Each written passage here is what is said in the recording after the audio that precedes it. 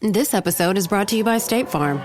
From your morning podcast to your afternoon playlist, State Farm knows you personalize your entire day, and that's why State Farm helps you personalize your insurance with the State Farm Personal Price Plan. It offers coverage options that help protect what you care about most at an affordable price just for you. Like a good neighbor, State Farm is there. Prices vary by state. Options selected by customer. Availability and eligibility may vary. So good, so good, so good. Just in and so good. Thousands of spring finds up to 70% off are at Nordstrom Rack stores now. And that means thousands of fresh reasons to rack. How did I not know Rack has Adidas? Vince, Calvin Klein, Rag & Bone? Obsessed. Why do we rock? For the hottest deals. Save on Madewell, Kate Spade New York, Sam Edelman, Joe's, and more. Great brands, great prices. That's why you rack. This is a message from sponsor Intuit TurboTax. Taxes was getting frustrated by your forms. Now, Taxes is uploading your forms with a snap, and a TurboTax expert will do your taxes for you. One who's backed by the latest tech, which cross-checks millions of data points for absolute accuracy, all of which makes it easy for you to get the most money back, guaranteed. Get an expert now at TurboTax.com. Only available with TurboTax Live Full Service. See guaranteed details at TurboTax.com/guarantees. It's really cool.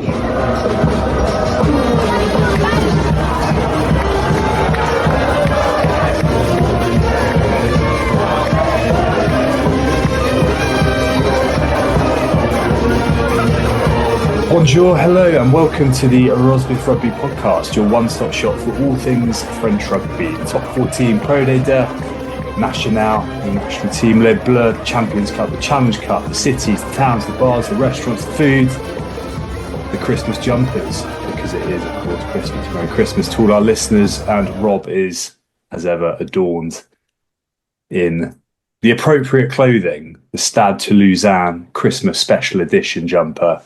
What a bit of kit. It's clearly Christmas. You're not in Bermondsey by the looks of things. What's going on?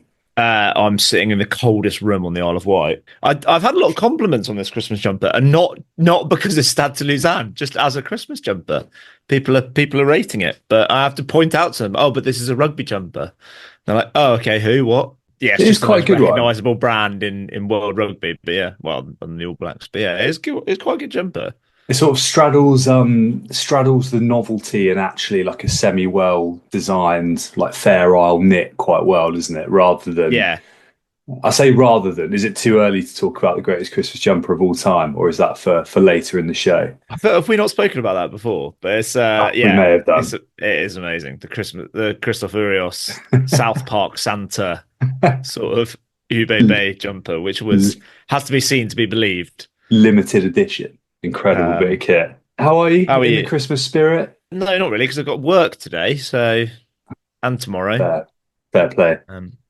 Yeah, we are recording this Monday morning. That's why I'm not doing the night shift or something like that. Where you're still in London? I am, not for that much longer. Pretty much as soon as the down tools here, I'll be off to Suffolk to spend a couple of days at home. And then we've got what have we got? Wales after that, Pembrokeshire. Across to the in-laws, and then was with family in sort of London yesterday. Got myself my first Christmas present. French rugby. Well, I was about to say related. It's pretty much as French rugby as it gets. Now the proud owner of a France training cap in the light blue. Most impressively, I think obviously we told the listeners about our trip to Paris a few weeks ago for the All Blacks game. I did remark that it was a nice bit of kit, and fair play to the old man. For the first time in 21 years, there's no Terry's chocolate orange. He's gone and broke the bank for the for the French rugby cap. Most impressive thing though, and I think a problem we've probably both had at times, I've got a massive Swede. Like caps just don't fit my head very well, and the Adidas French size large is vast, so there is plenty of room for the larger headed man out there, for anyone who imagine it's got to fit the head of someone like a Christoph Urios or a Karim Ghazal. He's got an enormous head. Some of the coaches have got massive heads. Some of them are a bit more svelte. I think a couple of the bald lads like Brew and Mignoni look a bit more streamlined, but I don't know if that's just the And perfectly- Gegenbacher. Yes, yeah. Gegenbacher, the guy at Lyon, yeah. But yes, anyway, before we get into the French rugby, you were up in the rugby heartlands, Rob. Your original The English rugby heartlands, yeah. Yeah. Great game. Really cool atmosphere. Like last time I went to Welsford Road, I was sat up in the gods for kind of a good view, but we were right on the what was the Crumby Terrace. Now now it's got advertising as the Breeden Terrace. But yeah, really cool to be in there, packed in, nice and tight, great atmosphere, brilliant game. Being in the Leicester section was obviously you become slightly more one-eyed than you might ordinarily be.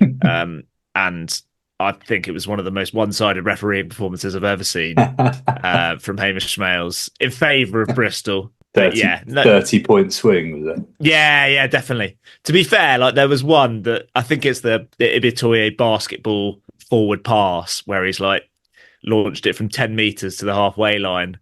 That was the turning point of the game, and I think that one was just the most egregious forward pass. The pass that goes backwards. He passes it just after the 10-metre line, and it's caught just before the halfway line. That is a forward pass in my book. Yeah, but that's because and it also goes forward out of the hand. That's because he fumbled it. That's not because it actually lands over. No, I'm not having it, Richard. Pass. Refs a cheat. It's quite funny. Like so I was like, oh, he's only got one arm because it was basically all of the first half. Only giving penalties. I've never heard that. That's quite. Yeah, that feels such an obvious one for someone. Someone was like, "Oh, he has got a right arm." That's fabulously simple. I like that a lot. Yeah. Oh, very good. Yeah, I've never been to Welford Road. It always looks like a great place to watch rugby. How was the It was Apres? good. It was all right. We found a bar. I think there were a lot of people very, very drunk. There was like a little marquee out the back for the Christmas marquee, which seemed to be some sort of middle-aged disco, basically, Nice. with quite a lot of drunk middle-aged people. But yeah, it was. There was nothing obviously amazing about it, which just was slightly disappointing for pre-Christmas. There we go. Alrighty. Well, once you'd returned, what were you able to catch up with this weekend? Because there were some very interesting games and some somewhat less interesting games. Shall we briefly cover off some of the stuff that maybe wasn't quite as sort of went to form? On the bus back, we attempted. The Premier Sports app is not great if you're not in Wi-Fi. Yeah, agreed. So as soon as it cut out and it kind of paused, I basically fell asleep. But Chris next to me did watch almost the entirety of the Cast v Bordeaux game, which was live, which was had a pointless second half and was some of the worst conditions you'll ever see, and just generally terrible. Yeah. I think this, we love to talk up top 14 and how it's amazing, but this weekend it was fairly dire in places, including the quality of goal kicking. And I think Lula Brum missed 5 and Pierre Popelin missed 1 as well. Last week when we were talking about, so I guess notably this is Cass' first home loss of the year. Bordeaux continued to go great guns even without Mathieu Jalibert. But the week before we spoke about the Munster game where Lebrun scudded one over, and the question was, well, why wasn't he kicking ahead of Demora and Fernandez to start with, and then backs that up with one of the all-time with a 1 from 6 shockers off the tee. Yeah, fair play to him.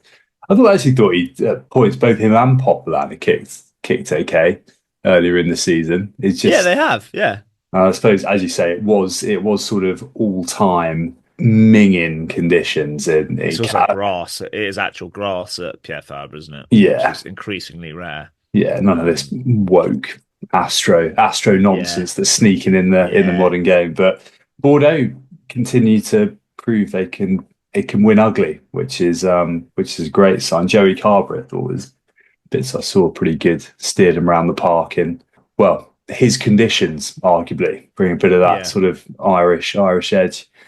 What else happened? Toulon, talking of our teams that got a bit of a hammering put to the sword. Close. This was close. Yeah.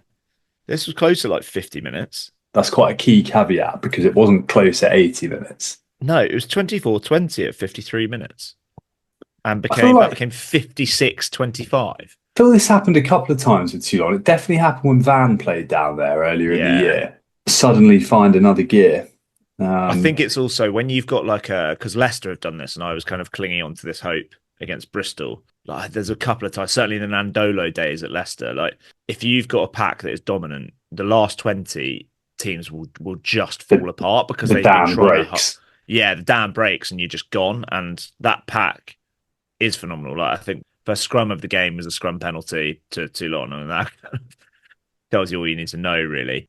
That Po team is just quite weak. Like, it is still a little bit light. There are so many injuries. I think Rugby Rama do a little Friday kind of absentees list run through, and it was like the infirmary is still busy at Po.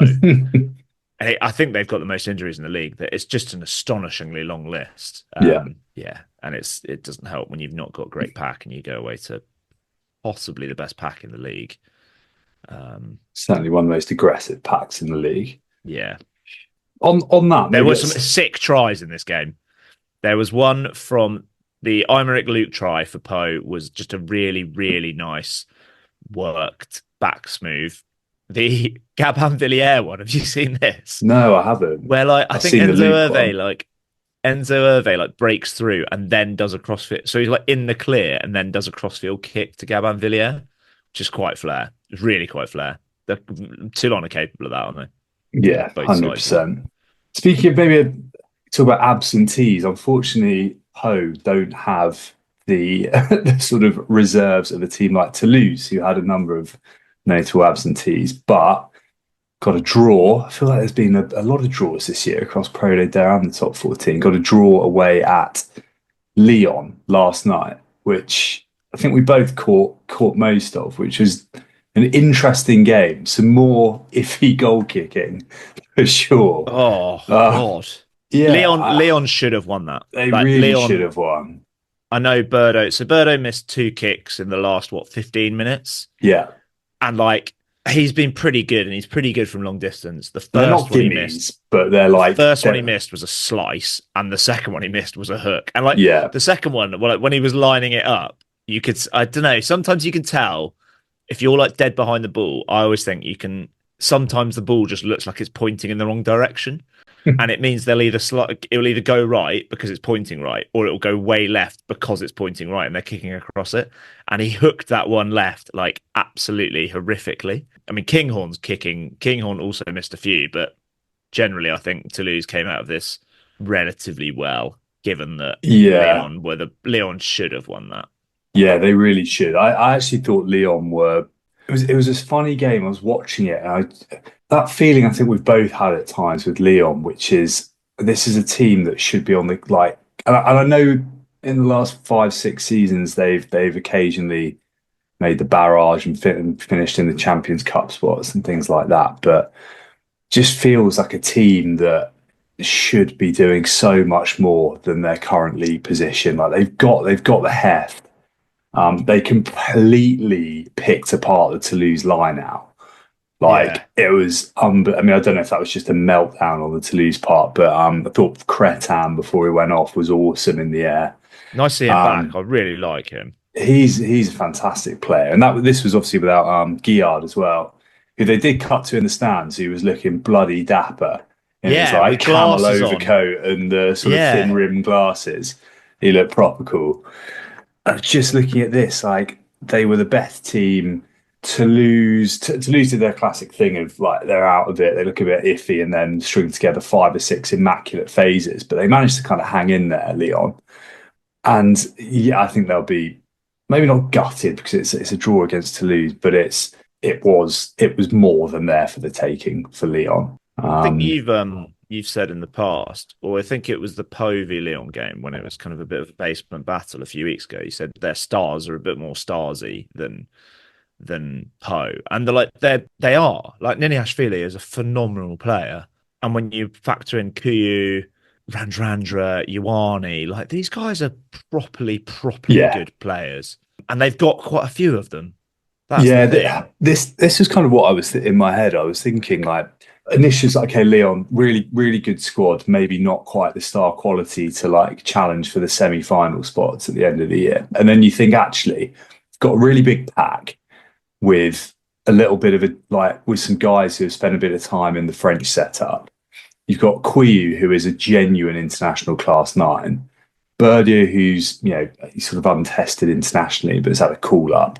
And then, as you say, you mentioned there, Ioane, Niniashvili, I think, is on another level still to that. And obviously, I know he's maybe not the player he was, and he's a bit of a loose cannon, but Semi Randrandra is still capable of doing some obscene things on a rugby pitch that can win you games. In fact, off one of the restarts, Niniashvili makes a break down the left, which is just a really simple little draw and give from Randrandra, but it's just not the sort of thing you see happening off a restart. And just thinking, I don't know, we should be seeing more. Not least because I think they're a fantastic club, and it's a brilliant and arguably slightly underrated place to go and watch rugby as well. They did they sell that out yesterday? Because they had the double header with the women's game, didn't they? I don't know. I didn't see the attendance. I don't think it was sold out, but it looked busier than it normally is because they open up the stands behind the posts. The top tiers, don't they? Yeah.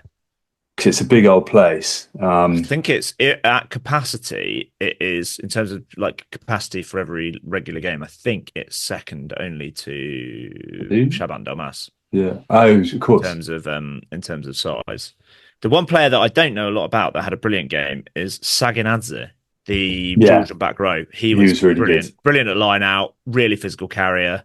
Yeah, I was really impressed with him. Again, like an international quality back row that they've just got. Was fit for starters, whereas what's his face, Gorgadze at Poe isn't. I thought Toulouse they just grind out wins. I thought Teo Entamac was a bit of a difference maker. Really horrible way that he came on the pitch, though. The fact that Castro Ferreira got like dragged on the floor, and then as he landed, like popped his shoulder out. That looked horrific. Yeah, and I thought Paul Grau was really good as well. Like. He's quick and he's got good fend on him. I think some of his basics around the base of the ruck are a bit gammy, knocked on a few times, but he's quick. I'll give you that, and he has got a good fend. The other guy who was very good is obviously coming back into a bit of form, having been out for a while. Is Jalonch, sort of carried really hard. Sort of forget how aggressive he is in the carry at points. Such a powerful, for someone who's traditionally been that kind of workhorse 6, he's a powerful boy. Yeah, for post injury, looks really powerful. Benjamin Bertrand as well, off the bench, the loose head. Yeah, like 21-year-old from Blognac. He looks like a bit of a baller.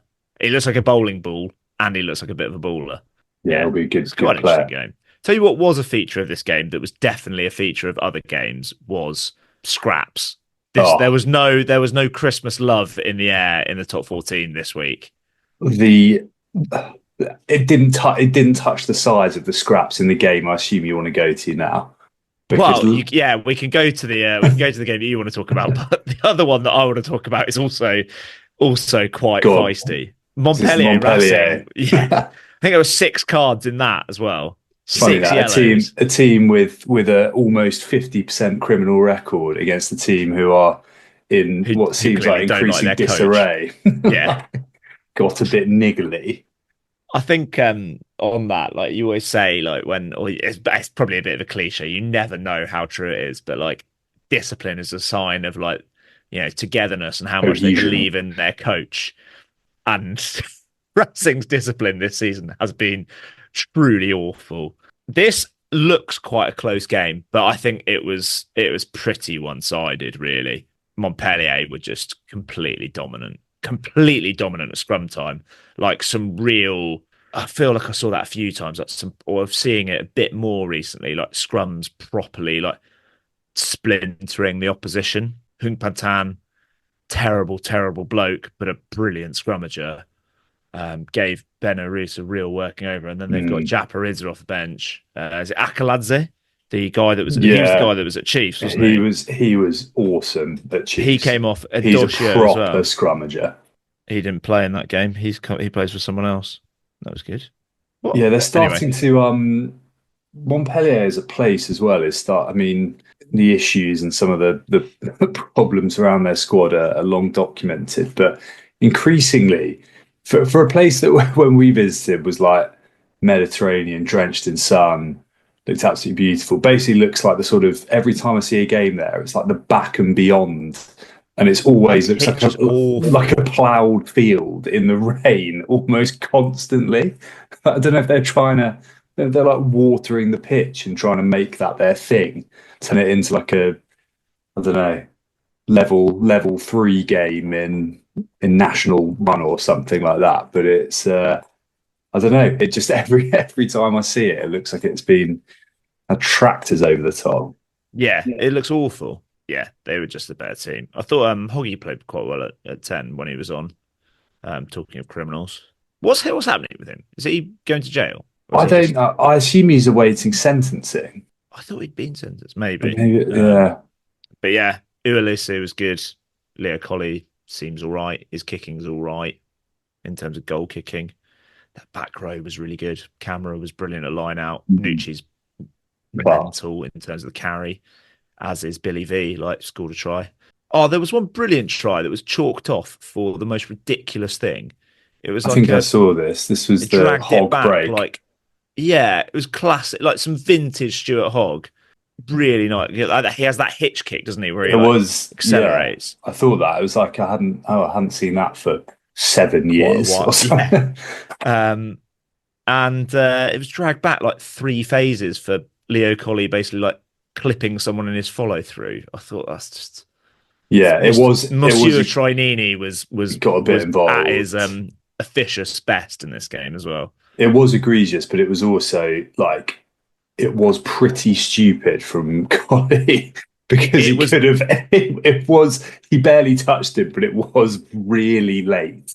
But I genuinely think he's just in his follow through. He's not looking at him. It was not the most dense bit of play in this game. Will Rowlands at the back of a ruck just decided to he's swung his legs around and kicked the ball out of the hand. It's the most obvious penalty and obvious yellow card of the season, I think. It genuinely is just so stupid from a bloke that went to Oxford.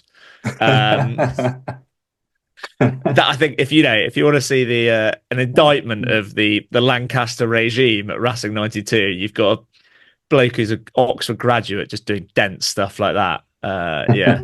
And Wales international. Lovely work. Yeah, go on, move on to the other one. So 6 cards. Well, I was going to say maybe just before that, Racing's Parisian counterpart Stade fairly dusted Perpignan, didn't they, as well? So their Paris teams feels like they're kind of slowly moving in opposite directions, albeit discipline in the capital has been shoddy of late, to put it mildly. Well, both for our discipline wasn't fantastic when we were in Paris. Maybe it's a royal hour. City. That's That was me and Munners, not me and you. Maybe it's something in the Parisian air. Brooksy scrummaged well in this game. They had them at scrum time, which is interesting. He got a yellow card for what I might message him to see, like, what was your yellow card for? I think it was a high shot, but yeah, the guy's like dipping and there's like 3 of them in the tackle. And I think home team high shot happens to be Brooksy's bicep that makes contact with some sort of head area. But yeah, Stad look all right. I think I'm Stad are on the way back up, I think. Yeah, they are. But because their halfbacks are great. Like Webber and Carbonell now are playing well, and they've got that first choice centre pairing back playing well. Like Ward hits so hard. And Marchand's actually playing some really good rugby. He started scoring tries again now, which he wasn't doing last year. So yeah, they're going okay. Go on then, Clermont. La Rochelle, Clermont, which I thoroughly enjoyed Saturday. And Georgi Akaladze plays for Clermont. So I knew I'd seen him scrummage well somewhere. Georgi Akaladze does not play for Montpellier. Nika Abeladze plays for Montpellier. Okay. Yeah, okay. Right. Easy-ish mistake to make. I think that's fair enough. La Rochelle, Clermont, one of the most ill-disciplined games I think I've ever seen. There were 3 yellow cards to Clermont in the first half, some of which were just beyond stupid. Marcus Kramer tried to kill Ehi West, which was quite fun. I say tried to kill. It was a fair. I think it was a but it was Kramer, and he's massive, and he hits so hard. And if it had been an inch higher, it's really problematic. But the first half, they killed Clermont because they were more than value to win this game. I thought they were the better team. They were the better team. They were really physical. They more than matched them at scrum time, and they pulled together some lovely rugby. Who scored in the end? The try in the second half. The interplay between the two replacement props.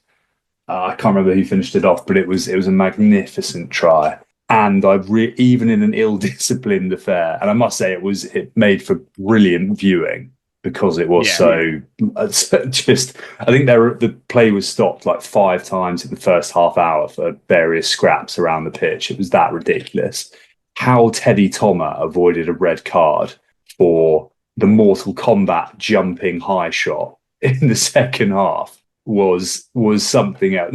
It wasn't the biggest hit you've ever seen, but there was no mitigation because he literally left both feet were off the floor in order to get the shoulder into, again, I think it was I don't think it was Moala, was it? Into, really annoy me. Or Simone. I think it was Simone. And in the end, I think that was probably enough to make a bit of a difference. But yeah, if you want a game with some anger in it, and shout out in this as well to Thomas Sate and Will Skelton, who appeared to be on single man missions to get 3 red cards each within the match.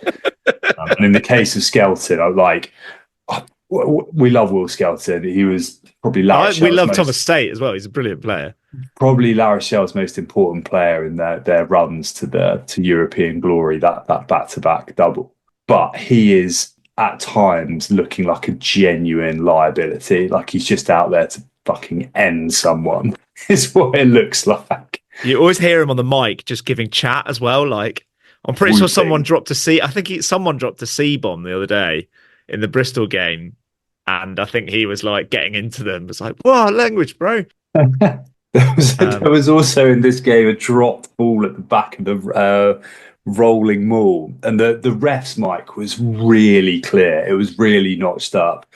And Urios, you could hear him say something. My French is nowhere near good enough. And I don't think it was Robbie Knock. Angus Tarode, I think, wasn't it? Angus Tarode said, sorry if you understand your French. That was, shall we say, agricultural. Yeah, this was a wicked game. Teddy Thomas played well. He did. Sateni is back to some good form as well. I think he's such a key cog for their attack. He's really key. And the other player that in a weekend of crap kicking, including the Argentinian maitre d' of a steak restaurant, Benjamin Erda Pagetta, of all the people that kicked well this weekend, Ehio West, I think, was probably the most solid of the lot in some pretty horrific conditions. He's playing really well. Yeah, he is. Clermont, I think it's just a word for Clermont. That's gone away to Leinster and La Rochelle 2 weeks in a row, and I know they've lost them both, but they could have won this. They're a proper side at the moment. They're playing some really good rugby, and it's more obviously. They're a big pack and they're scrummaging well, but it's more than that. They're not just. They've got a little bit out back as well, I think. Yeah, I think they could do like Raka. I love watching Raka play. He's just such a talent. Brilliant to watch. But I think that pack is the fact that they were able to kind of at times beat up that La Rochelle pack tells you what you need to know. I think they're properly a force to be reckoned with. What have we missed? Oh, one more up in the north. Van. Yeah. Followed up, beating La Rochelle a few weeks back in the top 14 by losing to Bayonne, who you clocked very early had sent proper full noise outfit out. And they did. Julie won reasonably comfortably because I think Van's last try was last minute or so. Last minute, yeah. Bayonne. I've not seen any of this game though, but that is a full noise team. Seen a couple of the tries. I think it's fair play to Bayonne. They'd be very happy with their pre-Christmas work, given particularly how it looked at the start. They've had a fabulous couple of months. They've got the best player in the top 14 at the moment. Mangala. Yeah, he's looking untouchable. Nice one. Right, where do we want? Life is made up of many gorgeous moments. Cherish them all, big and small, with Blue Nile. Whether it's for yourself or a loved one, Blue Nile's unrivaled selection of expertly crafted fine jewelry and statement pieces help make all your moments sparkle. Blue Nile's experts are on hand to guide you, and their diamond guarantee ensures you get the highest quality at the best price. Celebrate a life well lived in the most radiant way and save up to 30% at BlueNile.com. That's BlueNile.com. Look around. You can find cars like these on AutoTrader, like that car riding your tail. Or if you're tailgating right now, all those cars doubling as kitchens and living rooms are on AutoTrader too. Are you working out and listening to this ad at the same time? Well, multitasking pro, cars like the ones in the gym parking lot are for sale on AutoTrader. New cars, used cars, electric cars, maybe even flying cars. Okay, no flying cars, but as soon as they get invented, they'll be on AutoTrader. Just you wait. AutoTrader. You're a startup founder. Finding product market fit is probably your number one priority. But to land bigger customers, you also need security compliance. Obtaining your SOC 2 or ISO 27001 certification can open those big doors, but they take time and energy, pulling you away from building and shipping. That's where Vanta comes in. Vanta is the all-in-one compliance solution helping startups get audit ready and build a strong security foundation quickly and painlessly. Vanta automates the manual security tasks that slow you down, helping you streamline your audit. The platform connects you with trusted experts to build your program, auditors to get you through audits quickly, and a marketplace for essentials like pen testing. So whether you're closing your first deal or gearing up for growth, Vanta makes compliance easy. Join over 8,000 companies, including Y Combinator and Techstar startups who trust Vanta. For a limited time, get $1,000 off Vanta at vanta.com/simplify. That's VANTA.com/simplify for $1,000 off. Okay. We have got a Christmas quiz, and it's split into 5 sections. Sorry, 3 sections of 5. It's 15, because that's how many players are on a rugby pitch for a team, for one team. And I've now lost it. Here it is. Okay, so the top 14 section of the Christmas quiz, Richard. Question. We'll do the questions. I'm just going to preface this by saying the last time I did one of these quizzes, I felt under enormous pressure. You know, and people are like, "Oh, in the mastermind chair, it's so much harder." That's how I feel right now. So, I think you'll do quite well. I think of the 15 questions, I think you'll get double figures. Right. You'll get double figures. Top 14 section of the Christmas quiz. Play along at home, everyone. Question number 1. We'll do the questions, then we'll go through your answers. Who did Van play in their first ever top 14 game? So write it down, Richard. Yeah. Question number 1 was, who did Van play in their first ever top 14 game? Yeah, I think I've got that. Question number 2. Racing 92 have only played at La Défense Arena once so far this season. Who was it against? Racing 92 have played at La Défense Arena once so far this season. Who was it against? I think I might know that. You got that? Yeah. Question number 3. At the Nuit de Rugby Awards, which 3 players were nominated for top 14 player of the season? At the Nuit de Rugby Awards, so the awards for the LNR, which Charles Richardson came on the pod and spoke about, which 3 players were nominated for top 14 player of the season? So that's obviously the 23-24 season. You've got a choice here. Do you want as of before the European break or as of last night? Whatever, last night. Okay. As of round 12, who was the top try scorer in the top 14?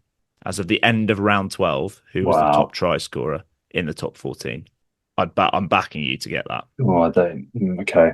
You not got that? You happy? Go okay.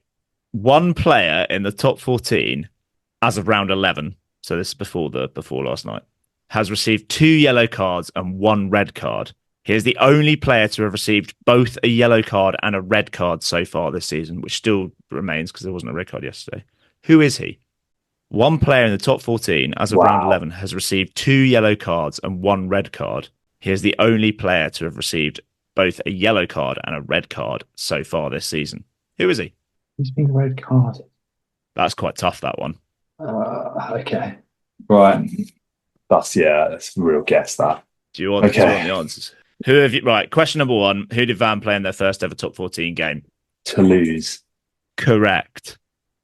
Question number 2. Racing 92 have played once at La Défense Arena so far this season. Who was it against? I think it was Perpignan. Correct. Yes. At the Nuida Rugby Awards, which 3 players were nominated for top 14 player of the season? Yeah. Ramos? No. Damien Penne? No. It Who was were the others? Antoine Dupont, Tavita Tatafu. Oh, that was it. From Bordeaux, and Jeremy Ward. Yeah, I should have known that. I should have definitely known Tatafu. Disaster. Because our player of the year was Ward. Yeah, because Tatafu didn't get into our team. Yeah. Simply by virtue of playing for Bordeaux. As of so who is the top try scorer? Is it Mangala? Mangala is the top try scorer. At the end of round 11, there was 2 of them. He was joint with Quiu, but he is now nudged ahead of Quiu. And 1 player has received both a red card and a yellow card so far this season. Who is it? Semi Randrandra. Not the worst shout. It's Cameron Waukee. Really? Yeah. I would not a chance. I reckon I should have 200 guesses. Yeah, he is top of the naughty list. Which leaves you 3 out of 5 after the top 14 round, Richard. So you've got ground to make up to make double figures, but I'm backing you. Yeah. The next round will of course be Pro Day 2, which we will come on to next.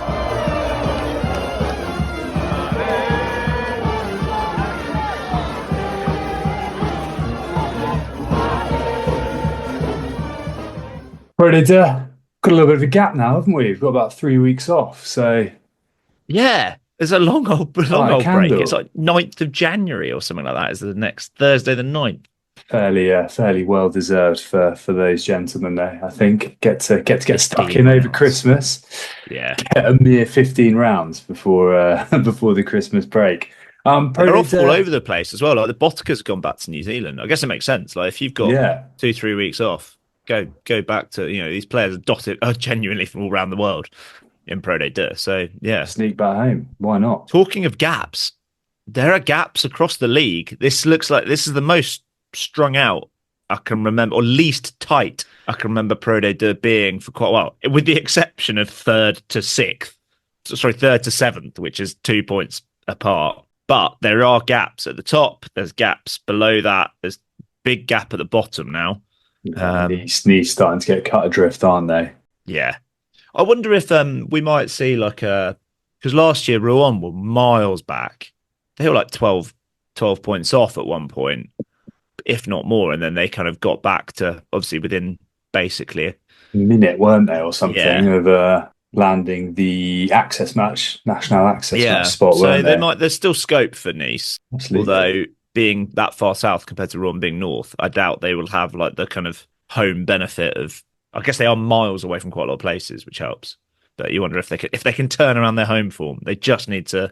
I mean, I'm not saying I ever expected them to beat Grenoble, but yeah, there will be some teams if they can get them at home, they should be beating. They just need to turn that around. Definitely. I suppose the rest of this sort of largely went to sort of home form, with the exception of they've turned the corner. The corner has been turned. Oyonnax went to Montauban, 33-30. Which, given their previous travails, we thought maybe something had to change, didn't it? With the win against Sawyer Angoulême the week before, but back that up it's a great sign for them and enormously needed, to put it very mildly, for Oyonnax. The break comes at a pretty rotten time for them actually, because they have now just turned that corner. They are still 13, which is astonishing. Guess they're all kind of picking up results at the bottom there, apart from Nice. But again, they've just got quality. Like, is it Lobshanidze, the Georgian 9? He played well. Got Zach Holmes kicking goals. 77th minute, that was quite a tough kick as well to land to get them the 33, because it was 30 points all, and gets the penalty 77 minutes.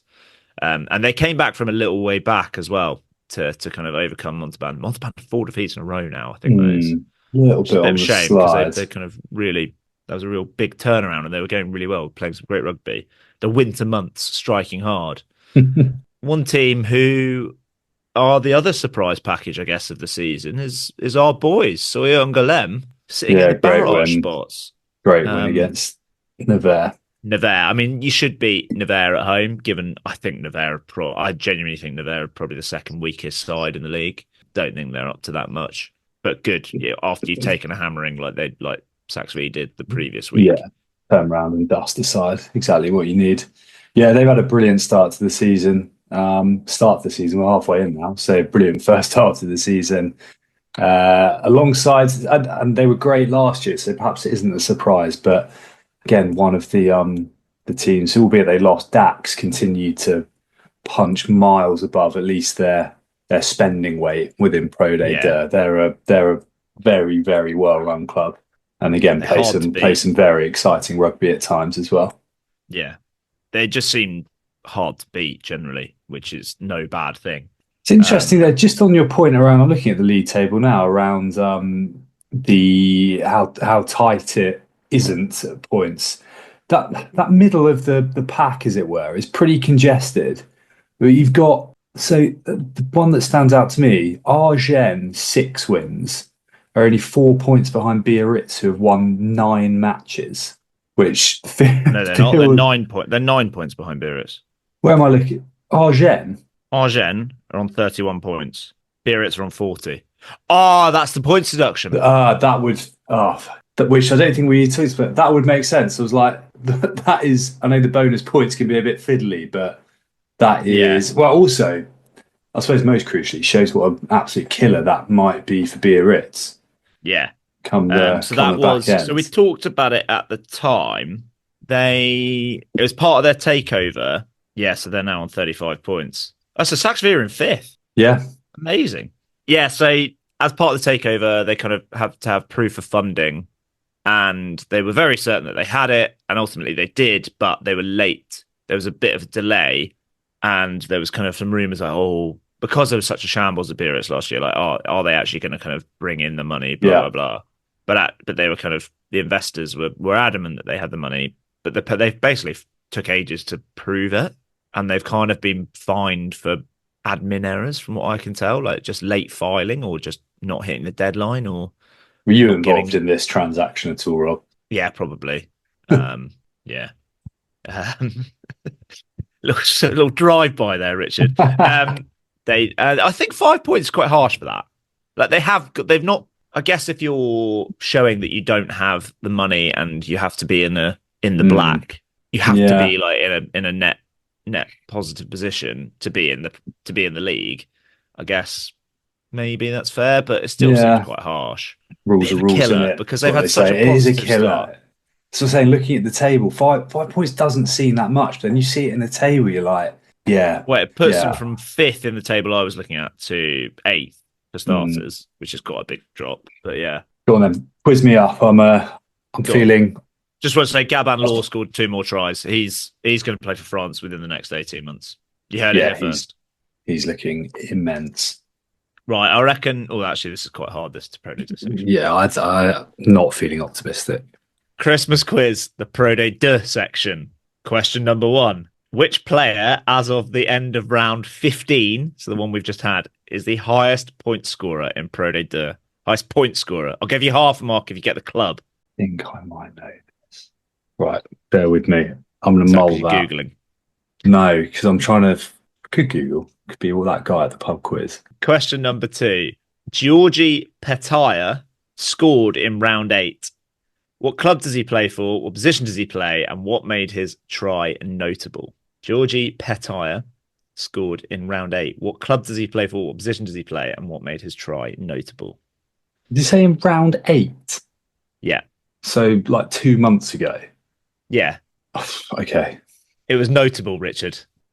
Question number 3. Which teams have racked up more than 50 points in a single game so far this season? Ooh. Which teams have racked up more than 50 points in a single game so far this season? There are 3 clubs. 3. Was one at the weekend? No. I think I've got 2 of them. Okay. Question number 4 at the opposite end of the spectrum. Which teams have been nilled, so scored 0 points in a game so far this season? How many are there? 2. Which teams have been nilled? One of them was at Biarritz like last week. I think they might both be at Biarritz. Who did they play? They have both been at Biarritz. Interesting. Well done, Biarritz. 5 point deduction, but for being too good. Okay. Question number 5. Which player who made his international debut in 2024 has been spotted a couple of times at the Stade André Guy Boniface supporting Mont-de-Marsan? I reckon you've got that. I think I've got that. Which player who made his international debut in 2024 has been spotted a couple of times at Stade André Guy Boniface supporting Mont-de-Marsan? Right. Let me know when you want to go through the answers. That's hard as well. That is quite hard, that one. You'll do all right on the miscellaneous section, don't worry. Okay. Right. Which player is the highest point scorer in Pro D2? And I'll give you half if you get his club. Well, okay, so that sort of stitched me. So mulling it, I was like, maybe it's our man Ben Botica. Saxby have had a good start to the year. The fact that you said guess his club makes me think it's someone I've probably paid so little attention to. So I'm going to say it's not Ben Botica, and it's whoever starts at 10 for Nevers. The worst shout. It is Willy Duplessis from Mont-de-Marsan. Oh. It was before this round. It was Lucas Meret of Valence Romans. Was it really? Yeah. Blimey. But yeah, okay. It's Willy Duplessis, South African Dutch international. A name I don't think we've ever mentioned on the podcast. No, he's also like 30. He's just extended his contract, but he is like 35. Georgie Pataya scored in round 8. Yes, that was a while ago. What club does he play for? What position does he play? And what made his try notable? In Nice? No. I'm thinking of Taufur. Yeah. No. Okay, we're going to say he plays. So I've got the club wrong. It was notable because it was he out of position? He's doing something you wouldn't expect of his position. Does he say? I'd say he's a front row forward. He's a tight head prop. He's a tight head prop. Chip and chase? No.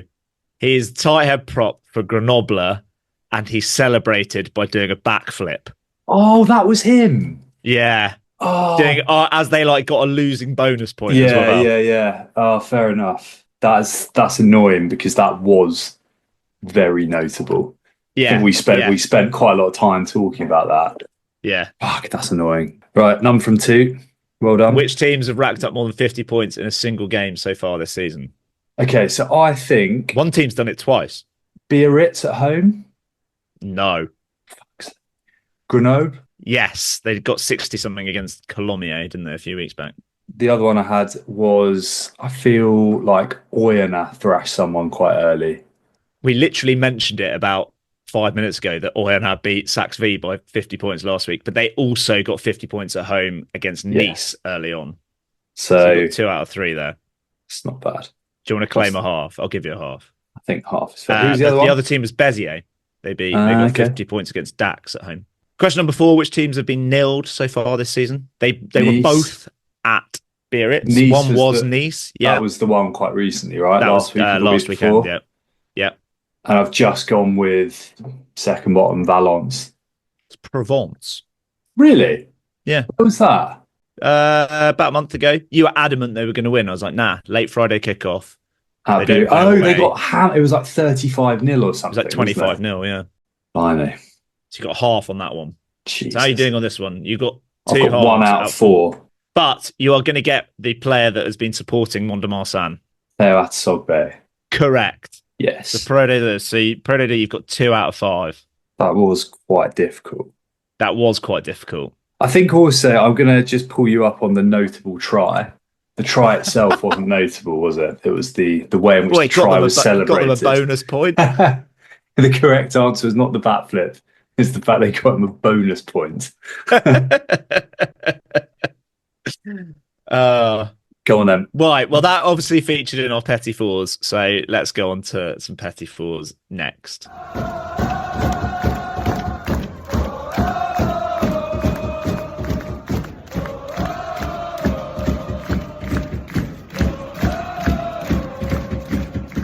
The Petit-Fours I've got, which may actually technically have probably been for the week before, but I'd made a screenshot because I thought it was notable, was down in Fédéral 2, the derby between Malmort and Course-Vézère, 2 scrum halves. 28-year age gap between the two scrum halves. The 19-year-old and the 47-year-old in the opposition 9 jerseys. So that's pretty cool. Oh my God. And this guy as well, cool. I don't know if you can see that. He looks like a proper old veteran. Oh, he looks trimmer than I expected. Yeah. Yeah. So okay, well, I'm talking of stuff that we should have done last week. We got a message from Julien, who lives in Canada, because we were talking about the Schistera or the Schistera. So Schistera, spelled Chistorra, or the Basque way of TX at the beginning, is the Basque sausage. The Schistera... Is that 1 point for me in the quiz for knowing that from 2 weeks ago? Is the scoop used by JLI players, which is like the kind of pelot type game, which is the kind of thing you put on your hand, which I think we saw Manu Tuolangi doing a few weeks back. Yeah, it's a scoop that you use as kind of to play the ball rather than a racket, and the pass around the back is named after the Schistera from the pelot game, as opposed to the sausage. So just to clear that one up. But very good knowledge from you, Richard, that thank you. Know that it was a sausage. That's pelot or that's quite a Basque thing, right? Yeah, it's a Basque sport. Yeah. And JLI, I hadn't seen fastest ball sport in the world, something like that. Really? I think in terms of how quickly it travels. Think about how fast you could throw a small ball. Well, I don't know if isn't it actually badminton or like the first like 0.1 of a second of the shot? Well, maybe even like a golf off a tee, maybe one for next week. Anyway, yeah, the couple of rumours: Johnny Hill and Luke Cowan-Dickey rumoured to Lyon to join Sam Simmons, maybe. Yeah, the extra reunion in the. Just saying Lyon. About how much like Lyon. Maybe I'll be a turncoat on my boys' cast. Oh no, fake pitch. Fake pitch. Yeah, fake pitch. Yeah. Good après, though. Good après. I was about to say good après. Sam Underhill is rumoured to go to La Rochelle. Yeah, wow. That would be cool. If only to get the Jack Knoll elixir of getting an injury-free run, although Jack Knoll is currently injured. But if he can get that kind of secret potion that they must have in the maritime air in La Rochelle that stops you getting consistently injured. That would be such a good fit as well. That feels good, doesn't it? Yeah, like the next kind of Victor Vito, Lavani Bottia type player. Yeah. And the other one that was confirmed, I think, on Saturday was Henry Arundel is going to Bath. Yes, yeah. Leaving his contract early. Yeah, well, tells you all you need to know. Although, do you see who they are hopefully getting to replace him? And forgive my pronunciation, I'm going to Google it. Star of the Olympics, Celestino Ravatamanda, Fijian winger, who is properly electric. Yeah. So that would be very cool for them. When in doubt, just fluff the number of brilliant Fijians you've got. Yeah, they've got a few flyers already, haven't they? Yeah. In other contract news, Ugo Moller has extended till 2031, which I think is a disgrace. Can't believe they extended his contract. 2031. Yeah, that's like sort of American sports type thing, isn't it? I think he's earned it, hasn't he? Yeah. Meanwhile, Tony D is rocking it in New York at the moment, and he was actually captured on screen with his mates look really loose. Like one of his mates been wearing some rogue outfits, and he was captured on screen at the Brooklyn Nets game, partly because his mate was wearing like an all-in-one yellow onesie, or like a kind of Ali G outfit, and was just dancing, and then Tony D was just sat a couple of seats along.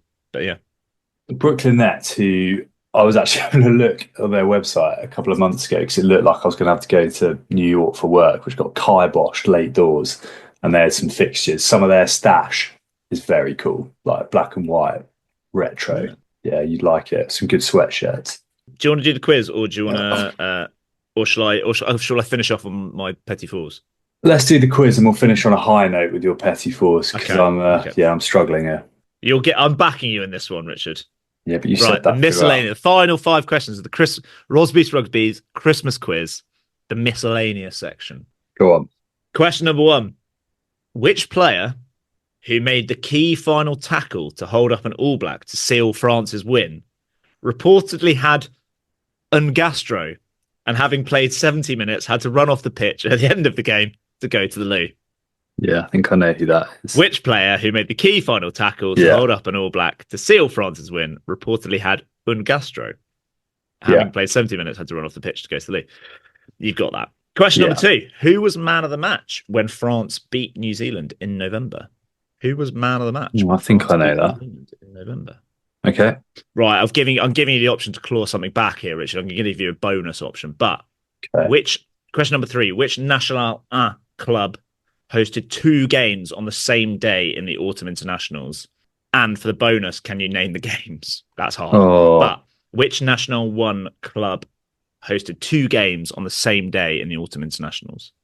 Okay. Which games were they? Question number 4. If you don't get this, Richard, I'll be disappointed. A story about Loic Garbai featured on our podcast after his celebration on scoring a try in the 77th minute for Confluent RC against Union Athletique Issy-Jacquoise. His try celebration was intended to disassociate himself with something else happening that day, the 17th of November. What was he distancing himself from? Loic Garbai celebrating his try. He celebrated to disassociate himself with something happening also that day on the 17th of November. Yeah, I think I've got that. Also, I'll be very disappointed if you don't get this. Question number 5. Which National 1 club has been celebrating its Player of the Month by awarding them a Côte de Boeuf from a local butcher? Yeah. Which National 1 club has been celebrating its Player of the Month by awarding them a Côte de Boeuf from a local butcher? So I think these questions are easier for you than they are for our listeners, because I imagine I'd like to think you pay most attention to our podcast. To that sort of nonsense, yeah. Yeah. Okay. Question number 1, which player had it on gastro? Georges-Henri Colomb. Correct. What a legend. Question number 2, who was man of the match when France beat New Zealand? Is it Ramos? It is Ramos, yeah. Yeah, okay. I thought there might be some sort of like twist. Should have been Biel Beret, but the twist is that it was actually Ramos. Which is the National 1 club that hosted 2 games on the same day? Chambéry. Correct. Any idea what the games were? Was there like USA Georgia or something? Was that Canada knocking about in there somewhere? Not bad. Japan v Uruguay, USA Tonga. USA Tonga. It's pretty cool, isn't it? It's a really pretty cool, good event. I'll take one for Chambéry. Loic Garbai, what was he distancing himself from? Like, was it anti-foie gras day or something? It was World Anti-Foie Gras Day, and he wanted to disassociate World himself. Anti-Foie, okay. Yeah. And, Richard, of course, in the Rosbifs podcast, Rosbifs Rugby, which National 1 club has been celebrating its Player of the Month by awarding them a Côte de Boeuf? US Carcassonne. Correct. 5 out of 5 on the miscellaneous. Gets you to 10 out of 15 in the Rosbifs Rugby Christmas quiz. Listeners, I want to know. I'll put this as an actual quiz out on some of our social media, and if you can reply to us with the answers and see if you can beat Richard, then let us know. Very good. Great work. Well done, Richard. I'm pleased you recovered that. Come back all right there at the end, but struggled early doors. And in just to finish off, because that was very Petit-Fours and Digestifs focused. That is obviously Petit-Fours and Digestifs, and a lot of our stuff is related to food. And here is something that combines my favourite club with food as a good Petit-Fours. Section Paloise, Po, are offering a unique dining experience. I couldn't quite work out what was going on. I think it's like if you're like team event or like a conference type thing, you can host a meal in the Section Paloise changing room.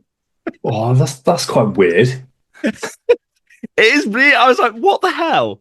It's basically like a private dining experience, but with, I don't know, bits of deep heat and like sweaty lifting blocks and scrum caps littered about. Or is that you pay genuinely more for like that? there were the photo they had, there were like shirts like 1 to 23 like hung up in the hangers. It looked like a bit like a full like grand dining room table. That's really thrown me. That's quite. I don't know what to make. You're not going to be hosting some events there, wining and dining some clients. Maybe we could do a Rosbif. Yeah, Yeah, we've got this great venue. It's a changing room in Poe. Well, fair play. These clubs have got to open up new revenue streams. We always say it. I reckon that's I like it. One of our friends has been getting some cushy hospitality off Nigel Ray at Saracens. That was a world first in rugby, was something like just being next to the players as they run out, which I was skeptical of. But I genuinely think the private dining in a changing room could be a world first in rugby. Yeah, that's thrown me. I can't lie. That's quite something. I need to delve into that. That's mad. I'll share. I'll put the link up on our story. Excellent. So you can dive into it, Richard. Thank you. Appreciate it. All right, I think we're done for this episode. Probably for. Yeah. I'm working next Monday, so I'm more than keen to record. All these other people that are off on holiday. No pre-records from us. We've got a full Boxing Day fixtures, actually, or they're calling them. Some big games in that. But yeah. Yeah, there are. Well, we'll probably be back this side of the new year. But in the meantime, all that's left is to remind you to follow us on Instagram, on TikTok, on X. Still not on Blue Sky. I might do that on the train actually today. Do something constructive with my journey. You can follow us on all of those places. But for now, we have been Rosbifs Rugby Podcast. At least at the Robcast. That would be terrible. Don't give me an idea. Bonus feature. What Christmas present that is, Richard. You've given me naming rights. Rosbif Robcast. We've been the Rosbif Rugby Podcast. I've been Rich. That has been Rob. I suppose all that's left is to say Happy Christmas. Joyeux Noël. And au revoir. Au revoir.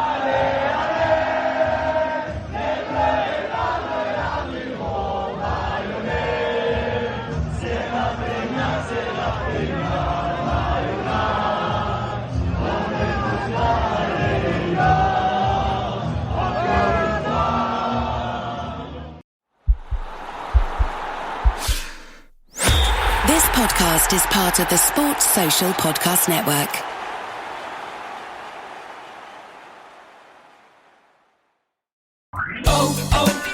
O'Reilly. Check engine light on? Take the guesswork out of your check engine light with O'Reilly Veriscan. It's free and provides a report with solutions based on over 650 million vehicle scans verified by ASE certified master technicians. And if you need help, we can recommend a shop for you. Ask for O'Reilly Veriscan today. O'Reilly Auto Parts.